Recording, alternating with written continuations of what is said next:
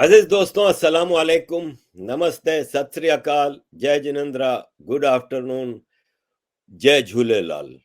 वो एक सिंधी भाई ने कहा है कि भाई जय झूलेलाल भी कहा करो, तो जय झूलेलाल। जी अजीज दोस्तों, अब सवाल जवाब की तरफ आते हैं।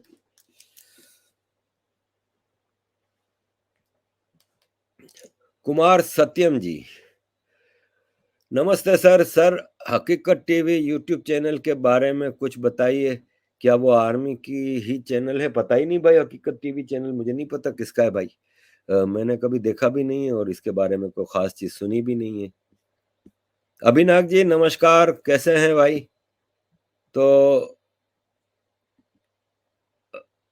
अभिनाग जी नमस्ते sir.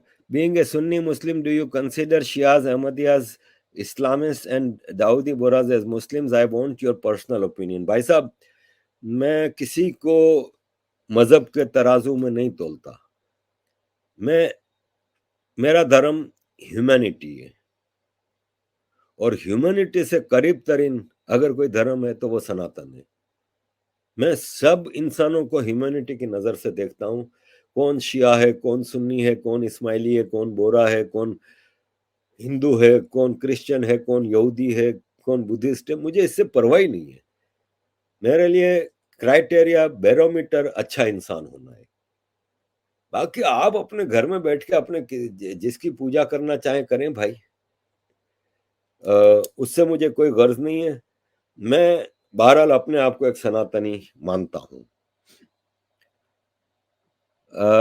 Abhinav ji, thank you, sir. Did you watch the Dan Gibson documentary? It says that Makkah was not a historical place and it was later propped up by Khalifa Abdul Malik justify his action. There was no prophet as we know today. देखें भाई, 1400 साल पहले इतने बड़े रेगिस्तान में एक छोटा सा इलाका है मक्का। वहां पे जो हमें बताया गया है कि एक आदमी पैदा होता है, वो क्लेम करता है प्रॉफिट होने का। वो लाखों हदीसें उसकी रिकॉर्ड की जाती हैं।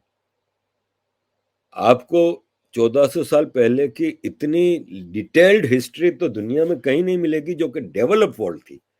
वहां से ये सब चीजें किसने रिकॉर्ड की भाई?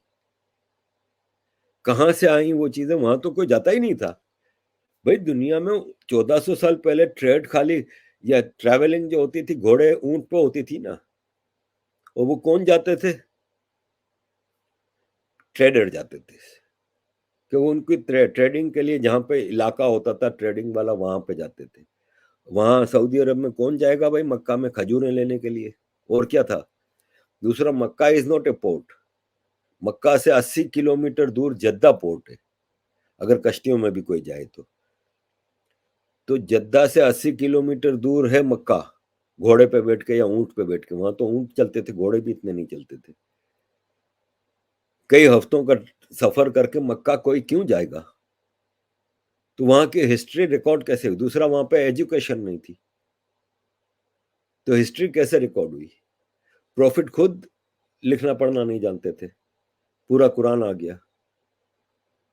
तो मक्का एक छोटा सा इलाका था, उसकी इतनी डिटेल्ड हिस्ट्री कि रोज की बुनियाद पे आज प्रॉफिट ने ये किया, आज प्रॉफिट ने ये कद्दू खाया, आज प्रॉफिट फलां जगह जाके बैठ गए, आज प्रॉफिट फलां जगह सफर करके गए। ये सब चीजें कहां से आई? I doubt. Ramjit Das ji, thank you sir. Is army waiting for IMF package to bring martial law? हम मार्शल लॉ के लिए वो बिल्कुल तैयार बैठे हैं, और मार्शल लॉ आने की पूरी संभावना तो है, और ओवरड्यू हो चुका है। मतलब अब जो पाकिस्तान की डेमोक्रेसी की एक्सपायरी डेट पार हुए जमाना हो गया है। मार्शल लॉ तो जिस दिन इमरान खान ने सरकार छोड़ी थी उसी दिन आना था, लेकिन आर्मी के अंदर बाजवा के खिलाफ इतना रेजेंटमेंट था कि बाजवा ला नहीं सका।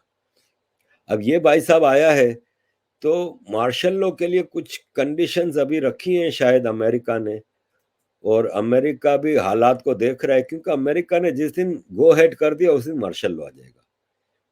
पाकिस्तान के सारे मार्शल लॉ अमेरिका के कहने पे आए हैं। सारे मार्शल लॉ, और सारे मार्शल लॉ एडमिनिस्ट्रेटर वॉशिंगटन में गोद में जाके बैठते थे अमेरिकन प्रेसिडेंट के।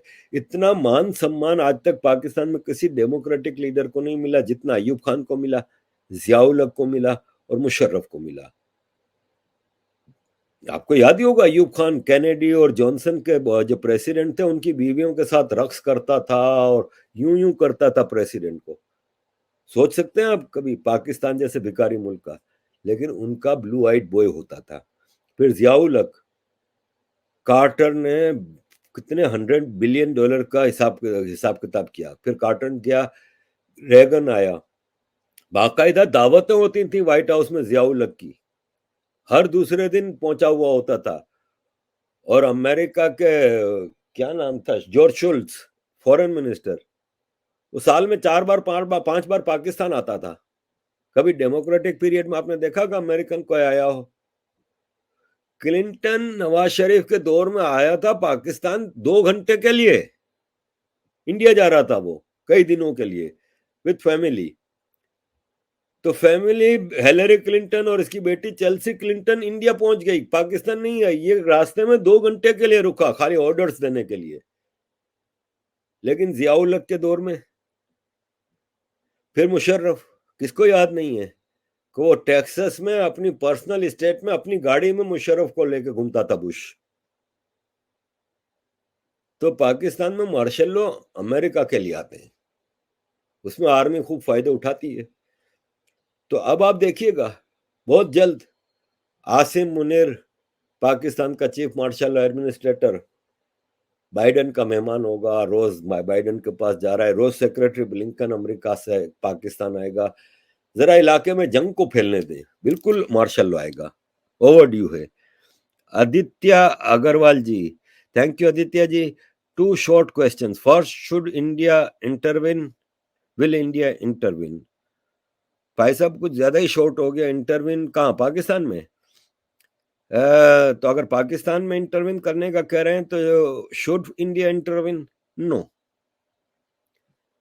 और इंडिया का बनता भी नहीं है। Will India intervene? Again no. क्योंकि देखें, इंडिया की हिस्ट्री रही है कि इंडिया किसी और देश के मामलात में नहीं पड़ता। अब आज एक साहब ने एक बहुत डिटेल्ड आर्टिकल लिखा है कि भारत सनातनी है, और सनातन में आपके पड़ोस में कोई भूखा हो तो आपके ऊपर फर्ज है कि आप उसकी मदद करें। तो भारत क्यों पाकिस्तान की इस वक्त मदद नहीं कर रहा? क्यों पाकिस्तान के पिछले गुनाह माफ करके भारत पाकिस्तान के लिए आगे नहीं बढ़ता? तो मैं इन चक्करों में नहीं पड़ता भाई। ये महात्माओं के जमाने और थे, आज के जमाने में आप गुनाह माफ करने के लिए आज भी भारत तैयार है, अगर वो गुनाहगार पहले अपने गुनाहों का प्रायश्चित तो करे। और मैं कहता हूं प्रायश्चित सिर्फ ये है कि आप भारत के सारे टेररिस्ट, दाऊद इब्राहिम, वो सना खालिस्तानी जो है, फिर हाफिज सईद, जंगवी, लखवी, मक्की, जक्की, मसूद अजहर, सारों को एक हेलीकॉप्टर में बंद करे, या भारत को बोले कि आप अपना हेलीकॉप्टर भेजें, हेलीकॉप्टर में डाले, बोले ये लीजिए हमारा पहला गुडविल गेस्चर। दूसरा, भारत आप अपना डेलीगेशन भेजें और हम आपको हमारे जितने टेररिस्ट कैंप हैं वो दिखाते हैं, हम वो बंद कर रहे हैं। और तीसरा, इंटरनेशनल लेवल पे लॉबिंग बंद कर रहे हैं। मैं कहता हूं दूसरे दिन भारत पाकिस्तान के सारे मसले हल कर देगा। लेकिन ये अभी नहीं आया। अभी हिना रब्बानी खैर अभी रो रही थी वर्ल्ड इकोनॉमिक फोरम पे, किराना अयूब का घर तोड़ दिया, भारत में मुसलमानों पे अत्याचार हो रहा है। अभी ज्यादा दिन नहीं गए जब गुजरात का बुचर कह के गया है बिलावल भुट्टो, पाकिस्तान का फॉरेन मिनिस्टर। अभी कल जेएनके में एक बहुत बड़ी खेप हथियारों की पकड़ी गई है। वो हथियार क्या नेपाल वाला भेज रहा है या श्रीलंका भेज रहे? जेएनके में कौन हथियार भेज रहे किसको नहीं पता। तो हम पाकिस्तान की मदद करने उस वक्त जाएं जब पाकिस्तान को इंसान का बच्चा तो बनाओ, तो नो।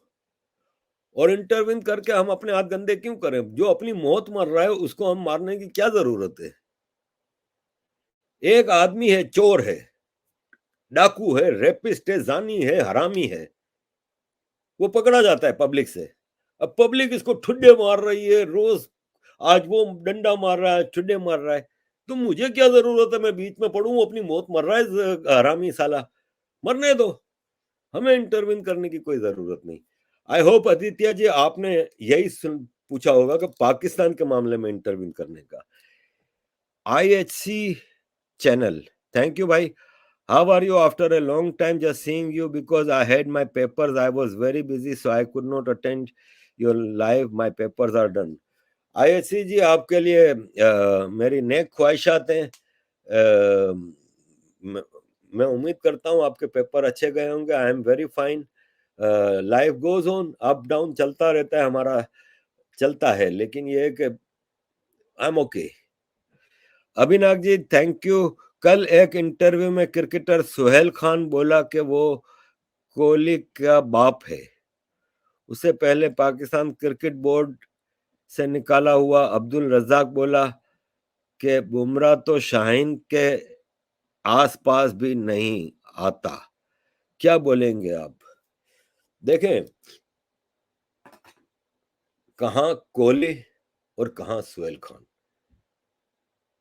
क्या है वो भारत में कहते हैं ना कि कहां राजा भूज और कहां गंगू तेली। तो भाई साहब कोहली सुहेल खान का ही नहीं, बहुतों का बाप है। कोहली का रिकॉर्ड बोलता है। कल एक आर्टिकल छपा है कि the best ever one day cricket batsman is Kohli, क्योंकि तेंदुलकर से इसका बहुत अच्छा रिकॉर्ड है। कोहली का वनडे क्रिकेट में तेंदुलकर से करीब पहुंच गया है, 3-4 सेंचुरियां बाकी हैं इसकी, और बहुत कम मैच खेल के इसने ये रिकॉर्ड के करीब पहुंचा है। तो कोहली का रिकॉर्ड बोलता है भाई। कोहली का बाप बनने का अगर कोई सपना देख रहा है तो वो भूल जाए। कोहली ने वो अचीव कर लिया है। मैं नहीं कहता कि बाबर आजम एक अच्छा बैट्समैन नहीं है, उसने साबित किया है, ठीक है कमजोर टीमों के खिलाफ ज्यादा खेला है, लेकिन बहरहाल इसका भी रिकॉर्ड है। लेकिन अभी शुरुआत है भाई, अभी वो बहुत पीछे है। तो आप पाकिस्तान के किसी प्लेयर को कोहली से तो कंपेयर कर नहीं सकते। और सुहेल खान की अपनी औकात क्या है, कितने मैच खेल पाया है, जरा ये बता दे। जहां तक मैं समझता हूँ सुहेल खान वो फास्ट बॉलर था, जो वो उसको तो पाकिस्तान के क्रिकेट टीम में जगह नहीं बनती। वो कोहली का बाप बन रहा है। पहले वो अपनी मर्दानगी तो साबित करे, फिर बाप बनने की कोशिश करे। और दूसरा, आपने अब्दुल रज्जाक का कहा कि बुमराह, तो अगेन भाई साहब बुमराह का रिकॉर्ड देख लें भाई। बुमराह की जो बॉलिंग एवरेज है वो टेस्ट क्रिकेट में, वो शायद पाकिस्तान की हिस्ट्री में किसी की, इमरान खान की भी नहीं रही। पाकिस्तान की हिस्ट्री में सबसे अच्छी फास्ट बॉलर्स की एवरेज में से अगर आप देखें ना, तो मेरा ख्याल है आसिफ की है। Asif was a wonderful bowler. वो चोर था साला, हरामी था, इंसानियत उसके अंदर नहीं थी, वरना वो बॉलिंग वाइज बहुत अच्छा बॉलर था। वसीम अकरम, वकार यूनुस, शोएब अख्तर से भी बेहतर इसका रिकॉर्ड था। He was a Glen McGrath of Pakistan. आप यूट्यूब पे जाके उसकी बॉलिंग का वो देखें, और इसका रिकॉर्ड मेरा ख्याल है 22 या 23 रन की एवरेज है। कुछ परसेंट, 0 पॉइंट सम % से ये इमरान खान से भी बेहतर रिकॉर्ड है इसका। मेरा ख्याल है इमरान खान नंबर 2 पे है एवरेज के हिसाब से, और बुमराह इन सबसे बेहतर रहा है। फिर Bumrah multi kind of cricket, यानी 2020 वनडे टेस्ट हर जगह कामयाब रहा है। और फिर बुमराह उस देश का बॉलर है जहां पे स्पिनर्स ज्यादा आते हैं, फास्ट बॉलर कम आते हैं, वहां से इसका आना मिरेकल है। और अब्दुल रज्जाक और सोहेल खान और इस तरह की बातें करके वो अपना ही हिसाब किताब, अपना ही ओरिजिन दिखाते हैं, इनकी औकात दिखाते हैं। और मैं क्या कहूँ।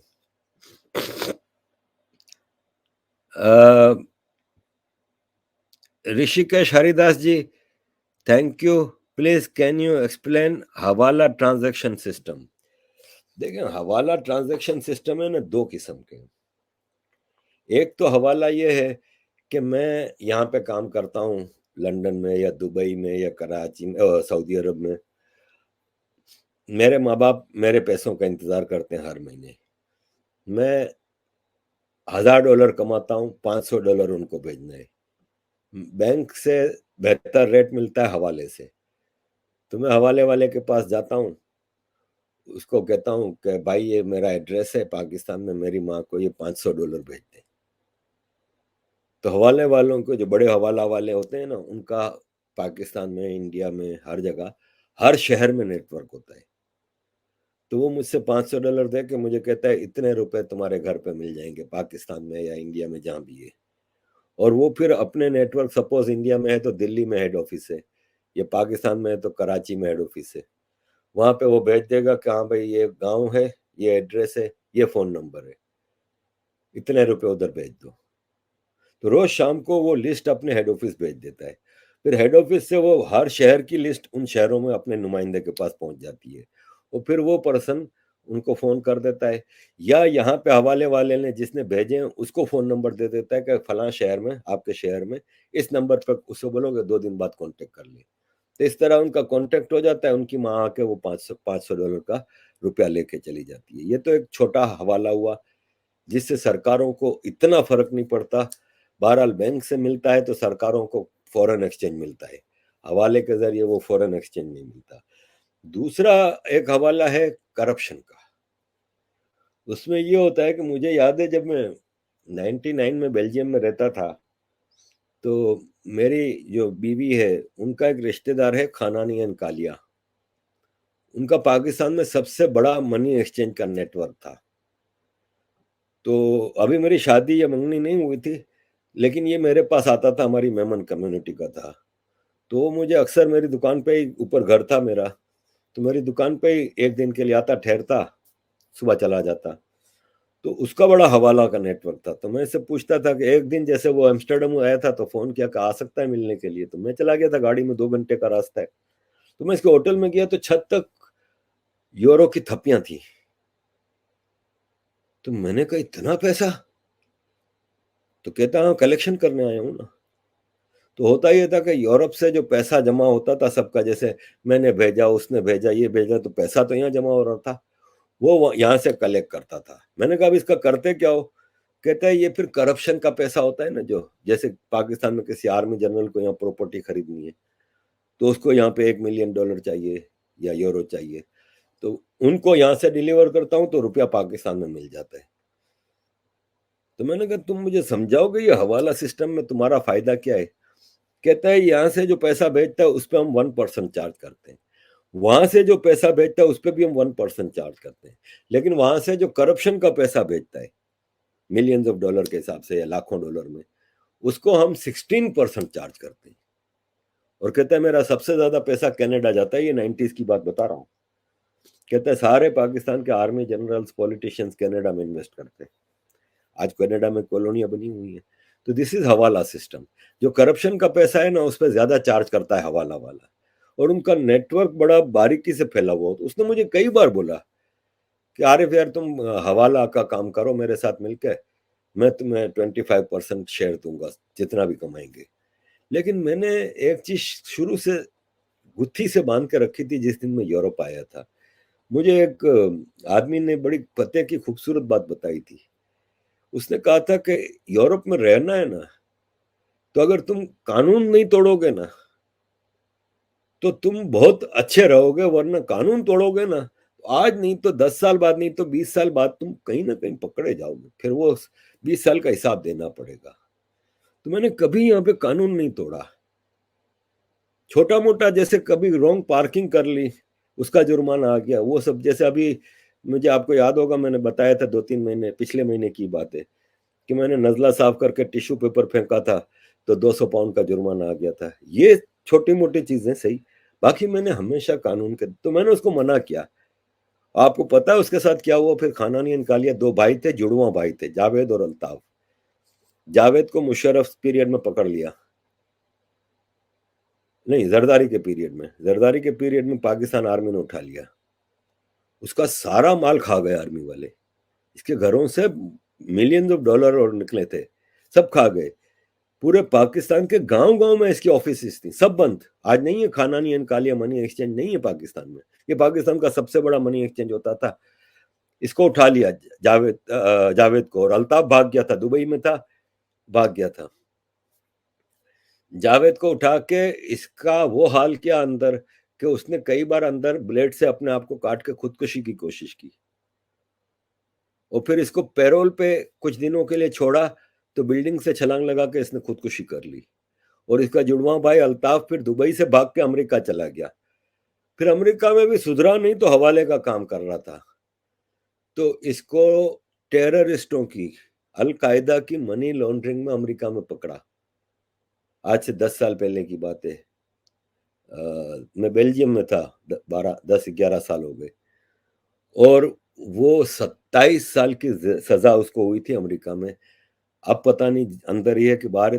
27 साल की सजा हुई थी इसको अमेरिका में। तो ये हवाला बड़ा गंदा काम है, और मैंने हमेशा कोशिश की है कि मेजॉरिटी अपनी लाइफ को, बहुत तकलीफ में भी रहे, कभी हमने फ्रॉड नहीं किया, कभी गलत काम नहीं किया। Mahesh Narayan ji, thank you. नमस्ते आरिफ भाई, is Zaid Hamid employed by the army? Why is he selling the Ghazwa Hind चूरन सो मच? उसकी कहानी क्या है? देखें जी, बिल्कुल आर्मी का जो नेटवर्क है ना टेररिज्म का, वो फ्रेंचाइज बेस्ड है। जैसे आप मैकडोनल्ड है, उन्होंने अपनी कंपनी तो बना ली, अब इनको चाहिए बेल्जियम में मैकडोनल्ड डालना, उन्होंने फ्रेंचाइज दे दी। इसी तरह कोई छोटी कंपनी है भारत में, कोई छोटी सी कंपनी है, वो गांव गांव में फ्रेंचाइज देती है। इसी तरह आर्मी ने क्या किया कि जिहाद को, टेररिज्म को फ्रेंचाइज में डाला। हाफिज सईद को जमात बना के दे दी, हाँ भाई ये तुम्हारी फ्रेंचाइज, इतना तुम्हें फंड मिलेगा, ये तुम्हारा टारगेट है, चलो।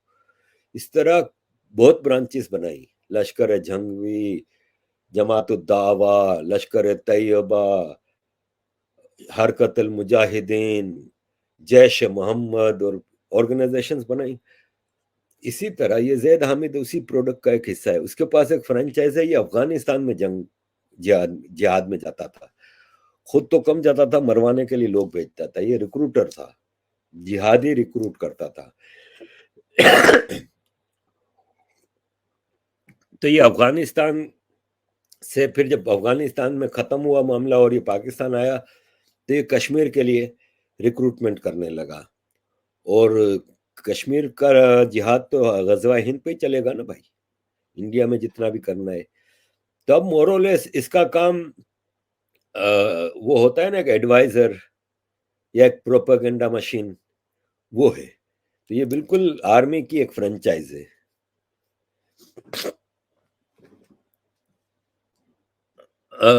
News and entertainment, thank you भाई। पाक नाम का आतंकी ग्रुप कब तक दुनिया को सताएगा? जब तक अमेरिका चाहेगा, जब तक अमेरिका चाहेगा। बाकी तो ये, इसकी कोई लिमिट तो है नहीं।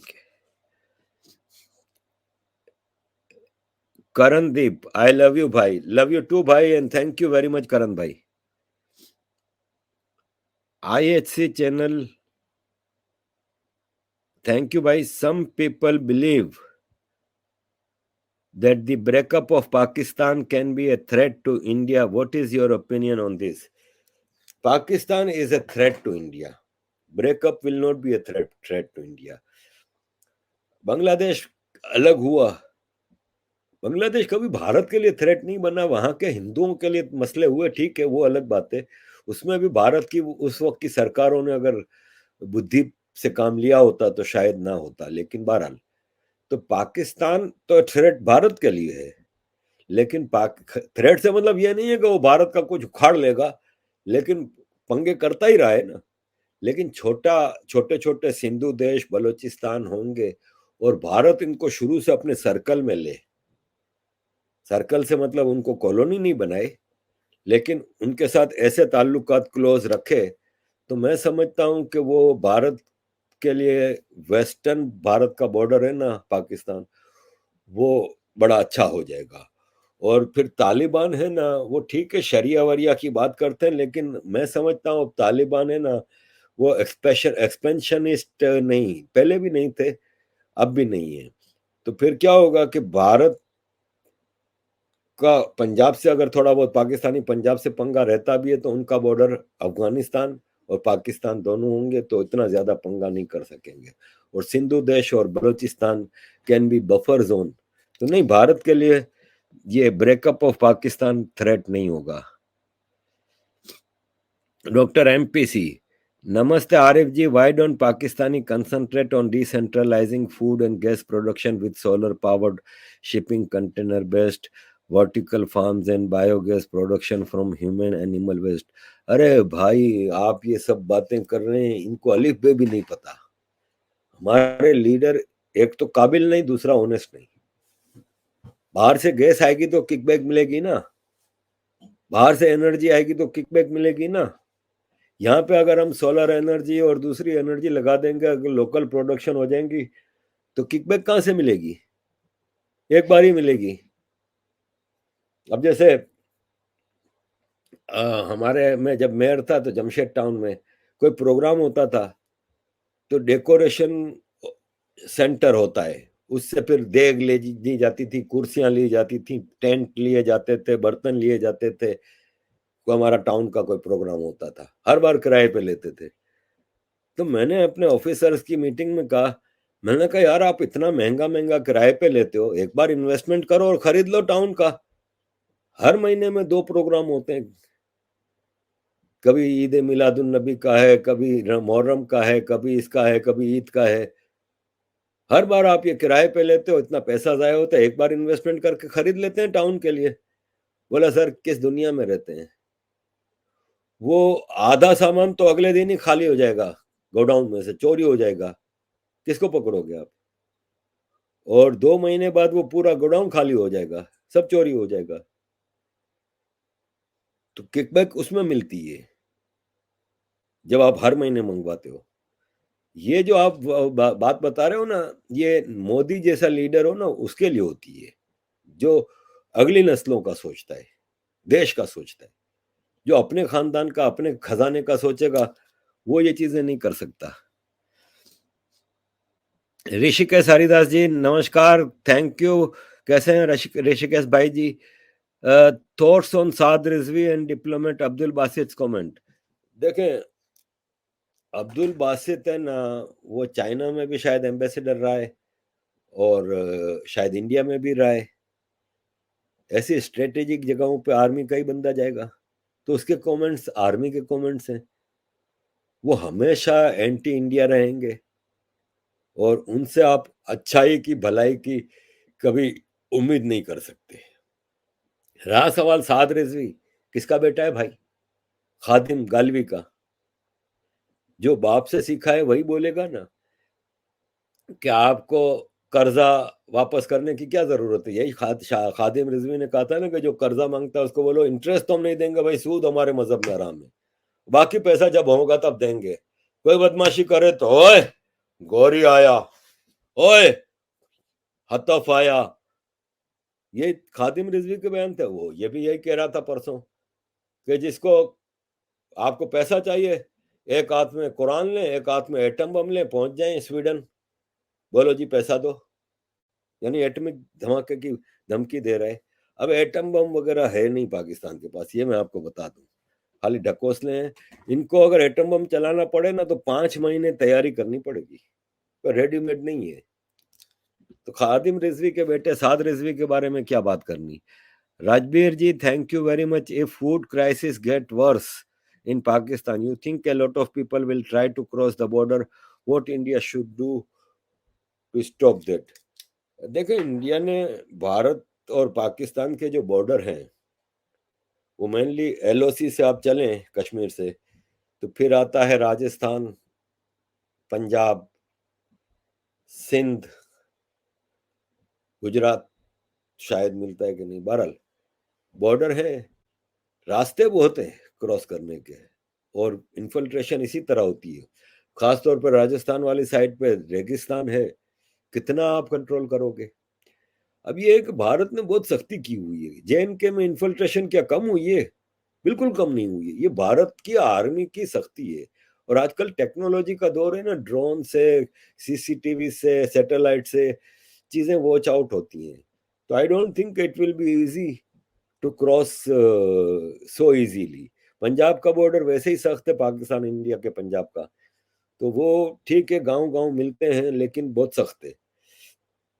बांग्लादेश का हिसाब किताब दूसरा था, वहां ज्यादातर बॉर्डर थे दरिया, दरिया के उस किनारे ईस्ट पाकिस्तान था, इस किनारे इंडिया था, कश्ती में बैठे आ गए। वो हिसाब किताब दूसरा था, वो जमाना भी दूसरा था। आजकल टेक्नोलॉजी के दौर में आई डोंट थिंक इन्फिल्ट्रेशन इतनी ज्यादा रेफ्यूजीज की होगी। कल्याण कुशेद जी, कल्याण भाई कैसे हैं sir? Do you think Imran Khan now back stabbing Pakistan Punjabi Muslim army general? Imran Khan एक सेल्फिश आदमी है, शुरू से सेल्फिश रहा है। ये अपने खानदान का नहीं हुआ, उन औरतों का नहीं रहा जो इसकी वफादार रही। सीता वाइट, जमाइमा, ये जमाइमा की माँ का बॉयफ्रेंड था, उसकी बेटी से शादी की। अपनी बेटी की उम्र की थी इसकी जमाइमा जब इसकी शादी हुई, तो आधी उम्र की थी जब इमरान खान की शादी हुई। भाई 40 साल की उम्र में तो ये रिटायर हुआ है क्रिकेट से, और उसके कई साल बाद जाके इसने जमाइमा से शादी की। जमाइमा उस वक्त 20s में थी। फिर रेहाम खान, फिर किसके साथ वफादार रहा है ये हमेशा मतलबी आदमी रहा है, सेल्फिश इगोइस्ट आदमी रहा है। ये किसी का नहीं है, ये सिर्फ अपना सोचता है। इस जैसा गंदी खसलत वाला इंसान आपको रूए जमीन पे नहीं मिलेगा। Anurag Trivedi ji, thank you Anurag ji. What message will Islamic world और a common Muslim get if Pakistan breaks? कुछ नहीं होगा, पहले भी पाकिस्तान टूटा है, तो क्या इस्लामिक वर्ल्ड को फर्क पड़ा है? इस्लामिक वर्ल्ड तो टूटती रहती है भाई। इस्लामिक वर्ल्ड में से तो इंडोनेशिया से वो निकला था ईस्ट तिमूर, नई बात नहीं है भाई। इस्लामिक वर्ल्ड को या दुनिया को कोई इससे फर्क नहीं पड़ता। हाँ, फायदा होगा दुनिया को, सांस लेगी सुकून की कि दुनिया में सबसे टेररिस्ट का जो हेडक्वार्टर था वो टूट गया। अनुराग त्रिवेदी जी, वोट मैसेज है तो हो गया। बुद्धा बुद्धा ज्ञान, sir please speak, my name is Himanshu. मेरी हिंदी बहुत ही कमजोर है, मैंने खैर, बुद्धा ज्ञान जी, हिमांशु जी नमस्कार, thank you very much. Rohit More ji, do you think IMF will give loan to Pakistan? हाँ, तो आए क्यों है, वो देंगे ना। थोड़ा स्क्रू टाइट करेंगे, सख्तियां करेंगे, बाजा बजाएंगे, तो फिर दे देंगे। टूटने नहीं देंगे, पाकिस्तान को डिफॉल्ट होने नहीं देगा, ये मेरी रीडिंग है। हालांकि डिफॉल्ट हो चुका है जी। Ajay T ji, sir why so many Pakistani believe in mullah like Tariq Jameel, how he hypnotize people? भाई मेरे, सिंपल सा फॉर्मूला है। एक बच्चा 3 साल का, 3.5 साल का होता है, उसको माँ बाप मदरसे में छोड़ के आते हैं ना भाई। वो स्कूल नहीं जाता, मदरसे जाता है। 2-3 साल, 4 साल बाद, 6-7 साल का होता है, इसके बाद उसको स्कूल भेजते हैं। और गरीब खानदान तो मदरसे में ही रहने देते हैं, वरना 2-3-4 साल जब मदरसे में इसका पूरा दिमाग का पूरा हिसाब किताब सेट कर दिया जाता है, माइंड सेट बना दिया जाता है, इसके बाद वो स्कूल जाता है। स्कूल भी टोटल मदरसा का पार्ट 2 है। वहां पे भी इस्लामियात सब्जेक्ट है, कुरान सब्जेक्ट है, सुबह आपको कुरान की आयत से शुरू किया जाएगा, सब कुछ है। तो फिर मौलवी के चक्कर में रहेगा ना भाई। और एजुकेशन सिस्टम इतना जाहिलाना है कि आपको मैं इस वक्त भी गारंटी देता हूं कि इंडिया का एक मैट्रिक पास पाकिस्तान के ग्रेजुएट नहीं, एमए पास से भी ज्यादा एजुकेटेड है। जाहिल है, ज्यादातर नकलों से पास होते हैं। नितिन शर्मा जी, थैंक यू, नमस्ते, keep up the good work, love your honesty. Thank you Nitin भाई, आप लोगों की ये मोहब्बत है जो मुझे कायम रखती है, चलने देती है। Gurudev ji, if Pakistan have natural resources in Balochistan then why will not Pakistan government lifting? भाई लूटमार कर रहे हैं। 1956 में सुई, बलोचिस्तान में सुई एक इलाका है, वहां से गैस निकली थी, खाली कर दिया। 56 से कितने हुए, 44 और 22, 66 साल से खा रहे हैं वो गैस, खाली हो गया। अब इतनी ज्यादा गैस वहां पर बची भी नहीं है। कोयला वहां से निकाले जा रहे हैं, सोना, मैग्नीशियम, पेट्रोल, पाकिस्तान खूब वहां से लूटमार कर रहा है। Kalyan Kushed ji, sir please make a video about Malik Riaz the great land encroacher inside Pakistan, he never belong to billionaire family, what actually his business. जी जी बिल्कुल, मैं कोशिश करूंगा इसकी करेक्ट स्टोरी पूरी स्टडी करके मैं इसके बारे में बताऊंगा। बेसिकली तो वो एक क्लर्क था, अनपढ़ जाहिल था, इसको अंगूठा छाप था, लिखना पढ़ना भी नहीं आता। इसने कहीं से किसी आर्मी वाले से कनेक्शन बना के, और खुद इसके इंटरव्यू मौजूद हो कि पाकिस्तान में सिर्फ रिश्वत चलती है, मैं रिश्वत देता भी हूँ और लेता भी हूँ। तो चोर है, करप्ट है, लेकिन बहरहाल कभी बिल्कुल बनाऊंगा। सुमित जी, अरे सुमित जी का कहाँ गया? सुमित जी, आरिफ भाई आप अखंड भारत कब तक देखते हैं? कभी नहीं भाई, अभी रिसेंट में तो बिल्कुल नहीं। और अखंड भारत का मतलब क्या है? सिंध, बलूचिस्तान, पंजाब, केपी के, अफगानिस्तान, बांग्लादेश, तो आप माइनॉरिटी में आ जाएंगे। आपसे 20 करोड़ मुसलमान, 15-20 करोड़ मुसलमान नहीं संभाले जाते, आप 60-70 करोड़ और मुसलमान लेके कहाँ जाओगे भाई? बहुत खतरनाक लोग हैं ये। हाँ, ये है कि कोई ऐसा 50-100 साल बाद ऐसा हो कि सनातन की ओरिजिनलिटी और ट्रुथ जैसे मेरे सामने आई, ऐसे मुसलमानों में आएगी, और मुसलमानों की हरामीपन ज्यादा लोगों को होगी, और इस्लाम छोड़ना शुरू कर देंगे इस रीजन में लोग, और सनातन की तरफ आना लगे, तो और बात है। वरना तो ये सब आपको अखंड भारत बना के आप भारत को खत्म कर देंगे। भाई 15-20 करोड़ में बाजा बजाया हुआ है ना भाई, लव जिहाद हो रहा है, लैंड जिहाद हो रहा है, क्या कुछ नहीं हो रहा।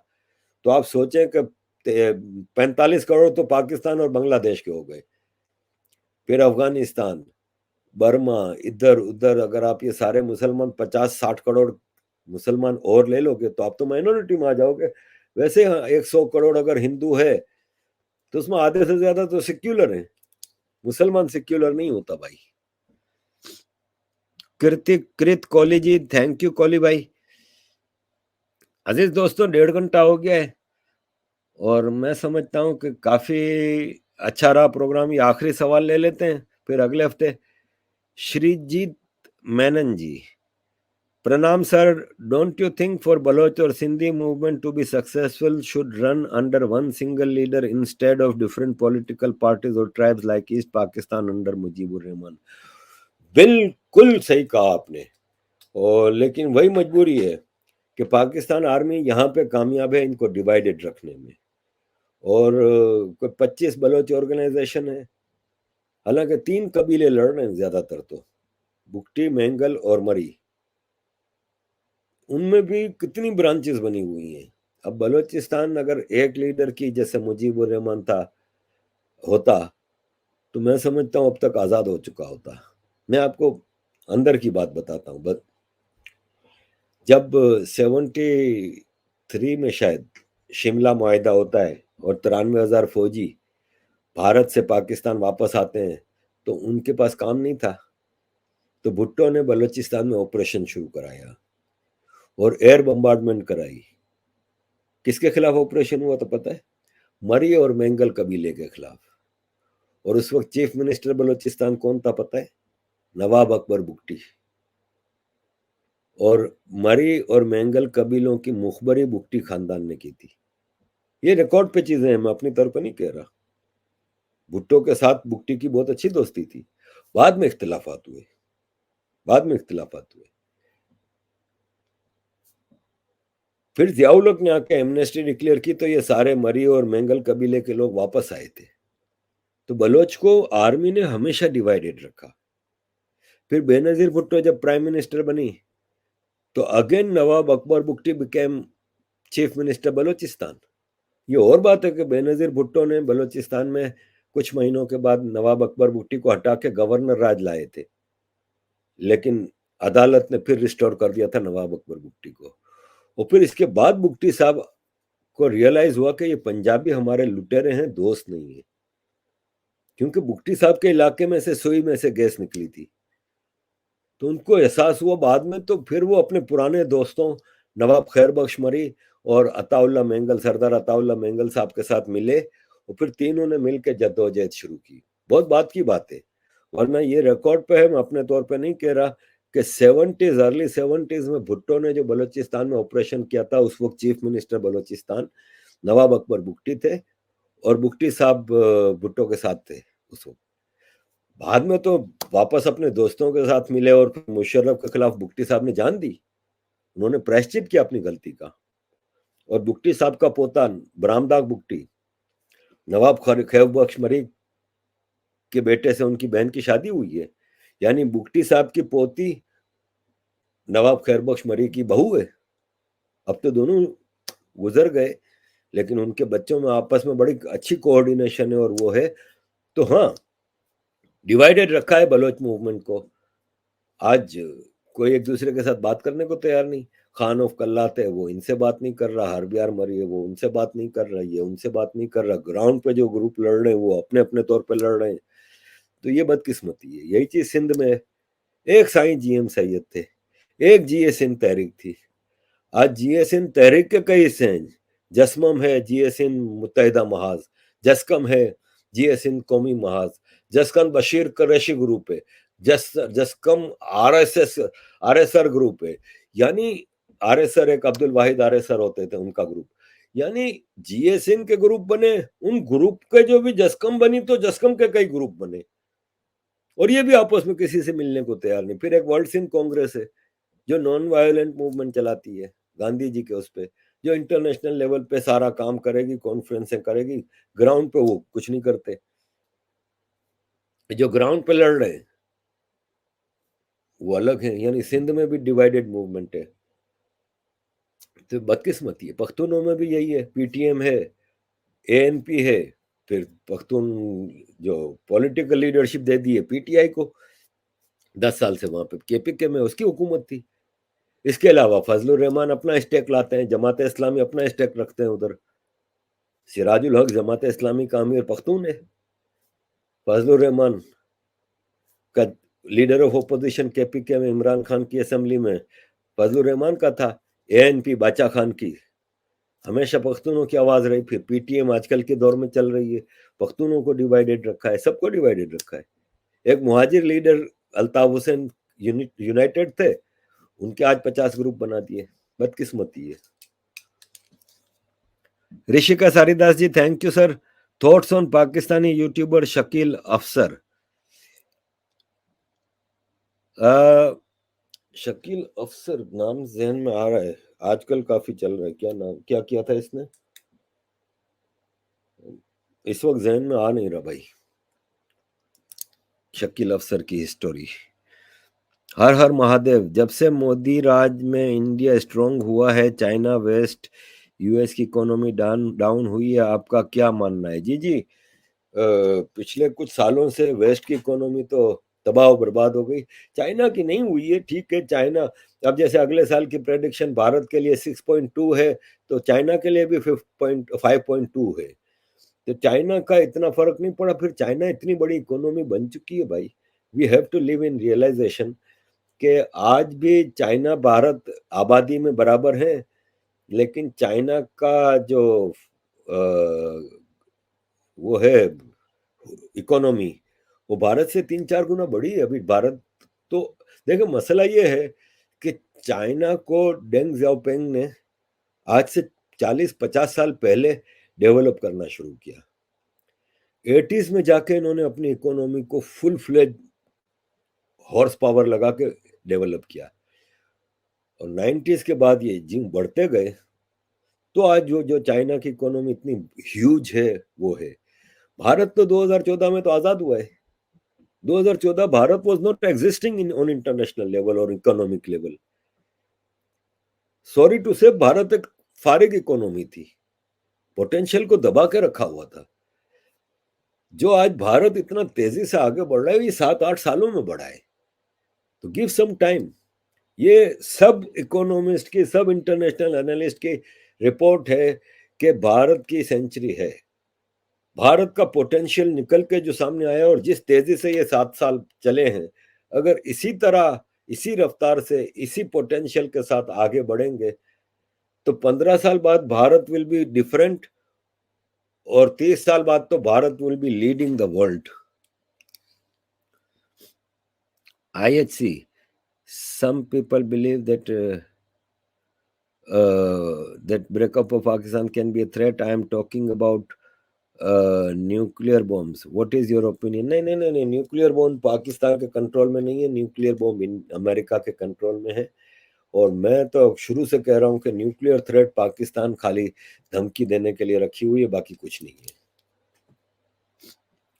IHC, Nitin Sharma ji, thank you bhai. After Pakistan collapses, do you think many Pakistan will come back to Hinduism? Pakistan के कोलैप्स होने का धर्म से या रिलीजन से कहाँ ताल्लुक है? रिलीजन की बुनियाद पे ये जंग आजादी की नहीं लड़ी जा रही, ना बलोचिस्तान में ना सिंध में. हाँ, ये है कि एक्सट्रीमिज्म खत्म हो जाएगा. हिंदुइज्म की तरफ तो इंडिविजुअल. देखें, मैं क्या समझता हूँ, बात निकली है तो आपको बताता हूँ कि मेरे लेवल तो बहुत छोटा है, लेकिन एक प्रॉपर हिंदुइज्म की सनातन की मूवमेंट चलनी चाहिए. दुनिया में जिस तरह इस्लाम की तबलीग होती है, ठीक है, हमारी हिस्ट्री रही है कि हम कभी तबलीग नहीं करते, अब हमें करनी होगी.